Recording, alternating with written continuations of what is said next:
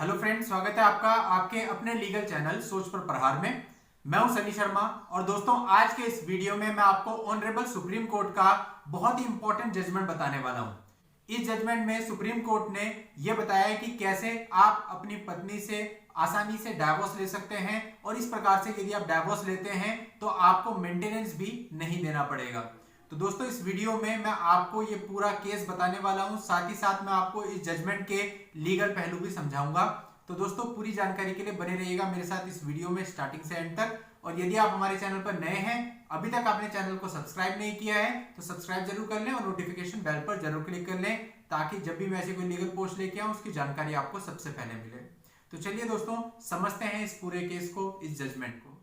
दोस्तों इस जजमेंट में सुप्रीम कोर्ट ने यह कहा कि यदि वाइफ बिना किसी कारण के, बिना किसी उपयुक्त कारण के अलग रह रही है, यानी कि आपका घर छोड़कर अपने मायके में जाकर रहने लगी है बेवजह, उसका कोई भी लॉजिकल कारण नहीं है और आपके कई बार बुलाने पर भी वापस नहीं आती है, और ऐसा पिछले काफी समय से चल रहा है और लगभग 2 साल से ज्यादा समय से वो आपसे अलग रह रही है। दोस्तों यहां मैं आपको क्लियर करना चाहूंगा कि डाइवोर्स के जितने भी ग्राउंड दिए गए हैं उनमें जब इस ग्राउंड की बारी आती है, यानी डिसर्शन के ग्राउंड की बारी आती है, तो अधिकतर लोग कंफ्यूज रहते हैं। अभी कुछ दिन पहले हमारे एक सब्सक्राइबर की मुझे कंसल्टेशन कॉल थी, तो उनके साथ सेम इशू है, वो मुंबई से हैं, तो वो ये पूछ रहे थे कि क्या मैं इस बेस पर डाइवोर्स का केस फाइल कर सकता हूं।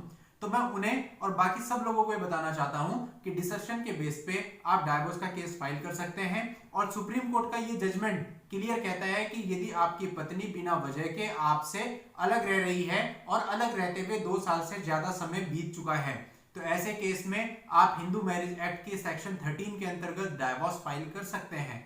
और इस धारा के अंतर्गत ऐसी कंडीशंस में यह भी हो सकता है कि कोर्ट आपको मेंटेनेंस के लिए भी बाध्य ना करे। इसके साथ साथ दोस्तों मैं आपको एक बहुत अहम जानकारी और देना चाहता हूं। कई बार मैं वीडियोज के नीचे कमेंट्स पढ़ता हूं कि ये जो जजमेंट है ये तो पुराना है, 2019 का है या फिर 2013 का है या 2000 का है। तो यहां मैं आपको बताना चाहूंगा इस चीज से कोई फर्क नहीं पड़ता कि जजमेंट कितना पुराना है। जजमेंट चाहे 2000 का हो या 2005 का हो या 1990 का हो या उससे भी पुराना हो, उससे कोई फर्क नहीं पड़ता। यदि उस जजमेंट के तथ्य आपके केस के तथ्यों से मैच करते हैं तो उस जजमेंट की कॉपी को आप अपने केस में लगा सकते हैं, उसका लाभ उठा सकते हैं। बस शर्त एक ही है, शर्त यह है कि सुप्रीम कोर्ट ने कोई नया ऐसा जजमेंट देकर के उस पुराने जजमेंट को ओवररूल ना कर दिया हो। इस बात का बस हमें ध्यान रखना है। यदि वो जजमेंट अभी तक ओवररूल नहीं हुआ तो चाहे वो 50 साल पुराना ही क्यों नहीं है, उसकी वैल्यू आज की डेट पर भी उतनी होगी जितनी कि 2020 में दिए गए किसी जजमेंट की होगी।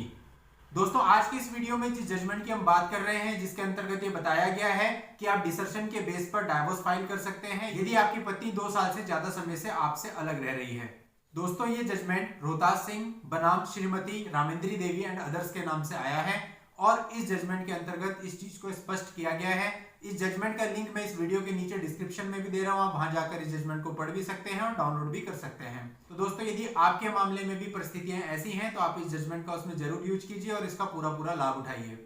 आप अपनी पर्सनल प्रॉब्लम के लिए भी मुझसे कांटेक्ट कर सकते हैं। उसके लिए इस वीडियो के नीचे डिस्क्रिप्शन में मेरा व्हाट्सएप नंबर दिया हुआ है, उस पर आप मैसेज करके अपनी अपॉइंटमेंट बुक कर सकते हैं और मुझसे बात कर सकते हैं। नेक्स्ट वीडियो में नई लीगल जानकारी के साथ मैं आपसे फिर मिलूंगा, तब तक के लिए goodbye and thank you for watching.